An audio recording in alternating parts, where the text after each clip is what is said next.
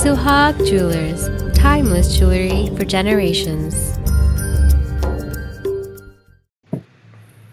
Good evening, everyone. Welcome to the show Fight Against COVID 19. I'm your host, Dr. Shafali Agrawal. Thank you for liking, subscribing, and sharing our show. We're very excited to have another series of the show. I have somebody very special who's doing a lot of things for COVID 19. He's been advising people, he's also very published. His name is Dr. Basu from Memphis, Tennessee. Wealth of knowledge about COVID, what to do, what not to do. So let's learn from him today about COVID 19. Welcome, Dr. Basu. You're welcome. BasuRay. Pastor Ray, how are you, Doctor? Thank you. Oh, I'm pretty good. Busy nowadays, but otherwise good. Thank you for having me. It's a pleasure for having you here. So tell me a little bit about yourself, your background to the viewers. So I'm trained. I came to this country trained as a cardiologist from India, and then I trained here again in medicine, cardiology, and then cardiac electrophysiology. Have been trained at different places like Mass General, Tulane University, Baylor College of Medicine, and have been a faculty in these places also. Presently, I work in an academic setting at the VA in Memphis. I'm also a professor at the University of Memphis. I'm also a visiting professor at the second AIMS after Delhi, which is the AIMS at Rishikesh. I'm a visiting professor of cardiology there and also the head of integrative cardiology at that institution. So I basically do a lot of, other than the clinical work, I do some of the latest stuff in the world, like putting in leadless pacemakers, atrial fibrillation, VT ablation, putting in different devices for heart failure. I do a lot of research. Most of my research is on using artificial intelligence to do a bunch of things in cardiology. Yeah. I've also been doing research on how to predict COVID using artificial intelligence because, as you know, especially in the frontliners, it's not always possible. COVID might come without symptoms. Yeah. So there may be other symptoms from the body which are very subtle, which might help us pick it up, especially in high risk population, people who are old with hypertension, diabetes.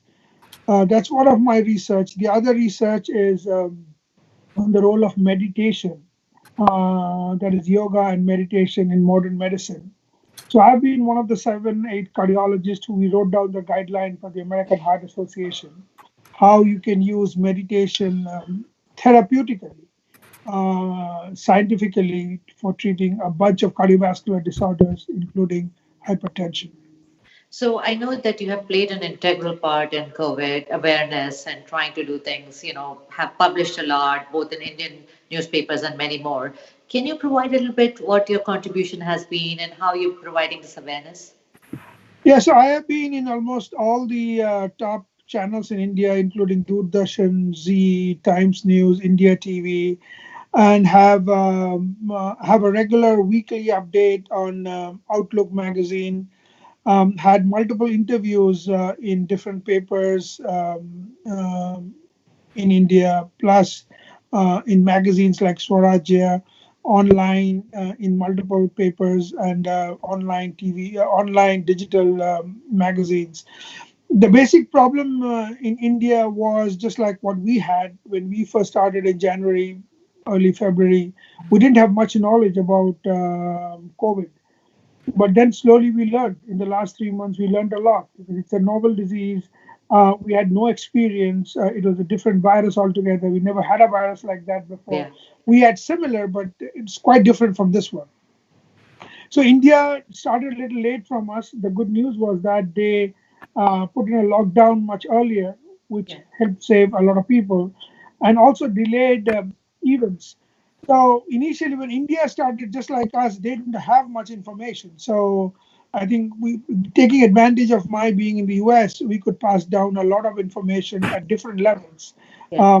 Some at the administrative level, some at the population level, some at the public health level, as to what needs to be done about COVID, how to prevent its spread, what to do during lockdown, how to open up. I was one of the first people who wanted things to get opened up, and that was viral in news.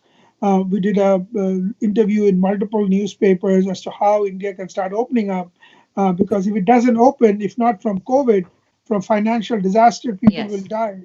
Yeah. So I've been a strong proponent of things getting opened up quickly. So I know you got published in Indian Express and other newspapers. Tell me a little bit about what contributions, how, what is your message there? So my message is, yeah, in Express, Times of India, name it, Economic Times. I mean, almost all the top news, Hindustan Times, almost all the top newspapers in the country and all over the country published it. TV channels took it, news channels like Doordarshan, Z, etc., etc. So the news, the A is very clear. When we started, we didn't know about COVID. So we thought COVID could spread almost by all known means. Now we know, theoretically, yes, if you get a packet from Amazon or you bring your home food from a restaurant to eat that night, that packet might have COVID. But now it's very clear to us, theoretically it is possible, but the actual spread by all these things are extremely low. Second of all, what is more important is initial reports in New England Journal of Medicine, print published by the authors who unfortunately did not give the right information, made us believe, and a lot of epidemiologists, infectious disease guys believe that even asymptomatic patient can spread it randomly, or pre-symptomatic patient can spread it randomly. Now we know that's not true. Also, pre-symptomatic, not more than 13% spread from pre-symptomatic. Asymptomatic, we still don't have the data in the full term. The reason is the when to know the asymptomatic spread, you have to test everybody, which is Right. not possible even today in America, leave alone in India. Yeah. But in households where suppose you have 6 members or 10 members, the spread is supposed to be based on a Chinese paper around 44%. Um, so that means if you have 6 people in your house, 3 people will get it. But remember, in house you cannot maintain social distancing. Absolutely. So so without social distancing, if it is just 50%, logically it means that when you're maintaining social distancing outside, it will be much lower. Yeah. And we also came out with which I brought it out based on a paper by London School of Tropical Medicine, that we have two things. We have something mathematical modeling. We have two things. One we call the R factor, R like Roger or Romeo. The R factor is how many guys get infection from one guy, Yeah. and the number for COVID is 3. So that is without social distancing. Now, there's another important factor that came into play in the last couple of weeks, and that's called the K factor. K for King or K for Karan. So K factor is actual dispersibility, which showed that actually 10% of people are spreading 80% of COVID. Wow. So if you maintain social distancing, and you might start opening things, because see, it's a fine balance. Health has to balance with economy. You Yes. can't have people killing themselves because of hunger at Yeah. the same time maintain social distancing and lockdown. So you have to balance that. So, So with all so this new knowledge, I advised India should needs to open up maintaining social distancing. So, like, it's a little different from US than India. What are the challenges you feel in India as you were talking about, COVID opening and COVID outbreak? And what are the things that you talked about in general and what message you want to give? So the biggest problem in India is, I think, is education. People needs to be educated. People are literally terrorized. It's like some sort of a ghost lingering around to kill everybody. Yeah. That's not true. Yeah. It is undoubtedly a bad disease. There's no doubt about it. I don't want to belittle the dangers of COVID. At the same time, it's not like a magical death wand being thrown around so everybody who even smells it from 1 mile apart dies out Can of it. get, yeah. So Yeah. that needs to be opened up. Unless you do that, you see what's happening. They're killing doctors. Yeah. I mean, It's sad, really sad. it's sad because they think these doctors are spreading. I mean, there's a doctor who's very closely known to a friend of mine. He couldn't even be buried. He was a Christian guy from Madras, Oh a my God. neurologist. He spent his life trying to help out these COVID people. And at the time of his burial, they wouldn't even allow him to be buried because they thought just burying him would make COVID. And he died of COVID. and there's Oh no my reason God. for him to. Yeah, because there was no reason for him to see So is COVID that the cases. fear that people don't know enough, so they tend to react? Exactly, Yeah. exactly. It's the fear. So you have to do aggressive education. Now, the advantage we have in America is like internet, Google. You go, you read, you know, you update. India, unfortunately, a lot of places A don't have internet. B, they are not educated enough, or they have a computer or a cell phone to go into internet. And C, even if you have everything, the internet quality is so poor, you Yeah. can hardly see a movie, or you can hardly see a streaming thing. So how will you be educated other than from posters or public signs in the road? So, which unfortunately is not a very popular way of educating people. So, what are some of the, like, I know that one of the things that we hear is all these migrants moving from here to there, all this people collecting together. That became a big deal. And, although Indian government was trying to control, that was a challenge. What was your opinion? Like, I know they are opening up gradually. How do you actually deal with something like that with such a big population? So it is a huge population. Okay, so remember we have migrants here too. There are Mhm. tons of people in New York who are working in financial hubs. There are tons of people in California. There are tons of people in Boston who are working with the health and medical industry, pharmaceutical industry. They don't live Right. in Boston. They are not from Boston. So this is a natural phenomena in a modern industrialized society. Anybody. I mean, some people, even 60 or 70% people living in London are not from London, Yeah. but they have to live there because So for years they're working migrants are everywhere, you mean to there. say? Everywhere. Exactly. So that is not a peculiar phenomenon in India. If you have jobs in Bombay, you and I will go to Bombay, though we may be from Calcutta or Delhi or Madras, doesn't matter. So this is a normal phenomena of the industrialized world. Now, as far as COVID is concerned, I think what needed to be done was a more pragmatic way of handling both from the state government and from the center. Center did try to do a good job trying to get them on a train to go back to their state, but many states had problems. They didn't want Yeah. them, they treated them badly, they didn't provide appropriate Food protection and before they could go. facilities, yeah. Right. So what do you expect these poor people? They were walking. Some people have walked hundreds and thousands of miles to go to their home. And what do you think they did? They obviously spread COVID all the way through. It's not their fault. It's a complete mess that it was. Hopefully, it has got better now. So my advice would have been like, suppose we have X number of people tanked up in Bombay, or X number of people tanked up in Delhi who are from Calcutta, Madras, Gujarat, wherever. All of them had to be tested, and then arrangement made for them there till the state government takes it. Do you think For there is scarcity of testing? Like there's not that many facilities, so it's hard? absolutely, we need to increase testing to a massive extent. There is been testing has to go. Some places, like for example, NICED in Calcutta, which is the National Institute, had testing kit sitting there, but there was no people being sent by the government to get tested. I see. And in other places, there was no kit. So it was a variety of different reasons. But yes, much more people needs to be tested. So, like when you compare, and it's hard to compare US versus India, what are the different unique things that are particularly for US and then particularly for India? So the US, the biggest problem was lack of lockdown. Yeah. So Columbia University 2 weeks back came with the statistics that clearly showed the March 1st was the lockdown, and at that time there were 65,000 deaths in America. If the lockdown was 1 week back, the total number of deaths would have been 29 to 30,000. Yeah. If it was just 2 weeks back, that is around 15th, 16th of February, the total number of deaths would have been only 11,000. Yeah. This is from modeling from Columbia, which they've been doing a lot of modeling Yes, of late. of course. Yeah. Now, the good thing about India is the political decision taken by the Indian government was very positive. They went for a complete lockdown.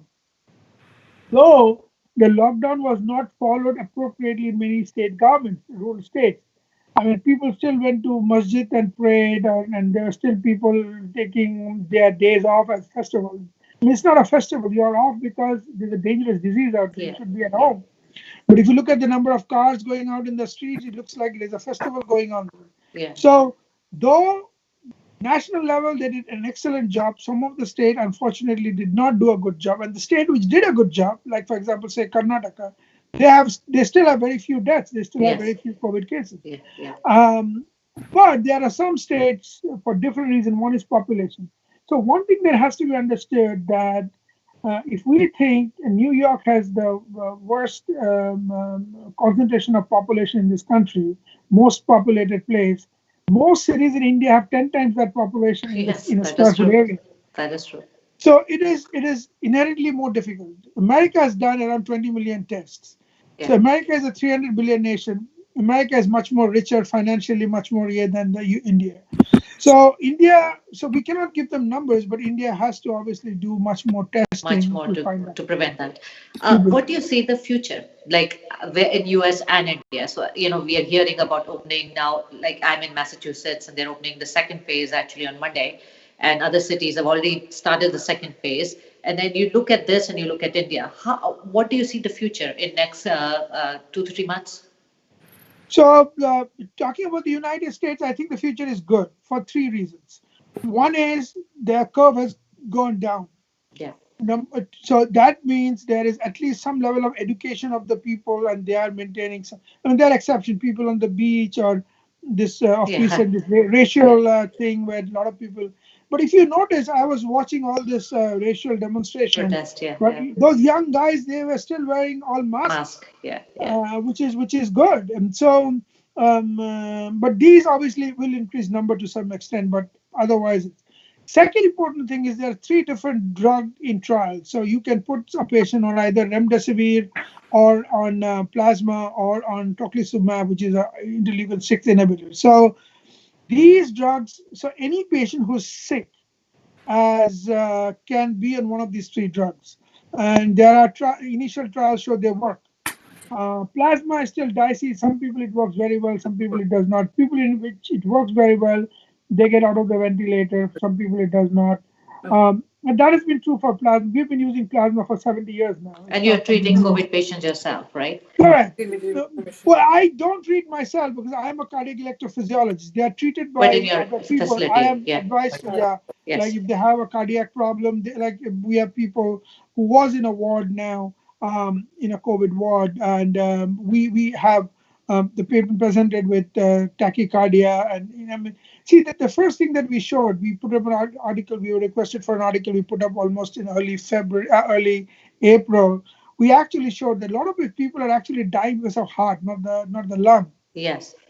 The reason is the lung is badly affected, but you're supporting the lung with a ventilator. Yeah. But you cannot support a The heart. severely enlarged Damage that. heart, Yeah. damaged heart. They have severe myocarditis. They have Yeah. refractory heart failure. Yeah. They are not getting supported. So people are actually dying because of other organ failure. Yeah. They're having huge strokes, the Yeah. large artery strokes. They're having thrombosis in the internal arteries. There is a form of vasculitis going on, especially in young kids. So Yeah. these are sort of non-treatables where you have to just give supportive care. Yeah. Now that we have these 3, 4 drugs, Treatments. Yeah. people are treatments, they are not even going to that stage. They are Yeah. coming out. Almost 30-35% of disease is shortened when you use remdesivir. So that's a Wonderful. big news. The initial death was because of this, because these guys were on ventilators for 3 or 4 weeks. They were still alive. There were no medicine, and then they had possibly cardiac. I mean, based on studies from Italy and China, almost most of the deaths were elderly people who had cardiac problems So rather than young people. you see a better future because of the fact that there are drugs, social distancing is working, and you said there's a third point. Yeah, the third point is that they're working on the vaccine. Yeah. And before vaccine comes, there is the natural vaccine, which I call as herd immunity. Yeah. Now we know with this spread going on, and that most people, especially young guys, don't get the disease that often. Actually, the latest study that came out less than a week back at NHS, that's the England health system, they came out the study. They actually showed death due to diabetes was 2 to 3 times more. But when they had took all the deaths, very small number were actually young people below 40. Got it. Even the fact that they had severe diabetes. So that shows that this cohort is automatically protected. So Uh-huh. that what does that means is that there's going to be herd immunity to a large extent, and some of the studies from Stanford and all showed, based on our initial idea was quite wrong. Actually, a lot of people already had it. In Boston also, that study where they did homeless people, out of 200 plus people, 146 already had antibodies, Yeah, but yeah, there was no history of anybody officially having COVID. yeah, So either herd immunity, that is the natural vaccination, might come in, or hopefully by the end of the year. NHS had said by the end of the year they're expecting the Oxford vaccine, American vaccine possibly early first 3 weeks of next year, both Johnson and Johnson and Moderna. But some people are feel even maybe end of this year. Though I personally feel that is being too much on the optimistic side, but you yeah. never know. Still have to work. And how different is this from future for India? Like, is there difference in terms? So future for India, the thing is that their treatment, right, they still don't have remdesivir. They don't have any of the newer drugs. So, but so having said that, it's difficult to determine how they will react once they start opening up. And the other is another thing also is that because the numbers that we see today is based on the testing. So Yeah, obviously, as you test more, you'll get more numbers. That's pretty obvious. So it is difficult to predict what scene will be. As far as plasma is concerned, India can do a good job on that. Plasma is comparatively cheaper. yeah, India has got a very powerful blood banking facility all over the country. Even small districts, small villages have a nearby blood banking facility. So getting plasma should not be difficult if they can make a roster of who are positive people and get them to give blood. Obviously, the cell can be pushed back and just the plasma taken. I was talking to some people. I mean, there is variable ideas. Some people said they have mechanism, they don't have mechanism to actually do that, to take pure plasma. But yeah. that is not a very big obstruction. So if they have plasma, I think that itself will save a lot of people. So I think it's just amazing. You, as such a wonderful interview, so much information. Thank you for guiding us there, and you've been guiding so many people, in India as well, including in administration and others as well. So it's been a pleasure to have you, and really helping the viewers understand the difference, how you look at India versus US. Any message before we say goodbye to you and thank you Yeah, to the so the viewers? main message is COVID-19 is a bad disease, but it doesn't happen by magic. So you just have to be safe, maintain 6 foot distancing. You will be safe. If you are diabetic, especially if it's older diabetic patient, just get your diabetes treated. Normal diabetes, the mortality comes down. Normal hypertension, the mortality comes down. And I think maintaining 6 feet distancing, people should open up their shops wherever they're working. They can go and work in their workplace, maintaining the distance. Most of the people, not most, majority of the people, even 80 to 90% of the people will be completely safe, have no problem. Even if they have COVID, they'll recover from it. And that's what I'd like to tell everybody.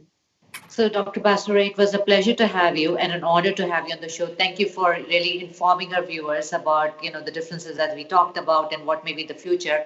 And you take care and have a great evening. Thank you to take care and thanks for having me.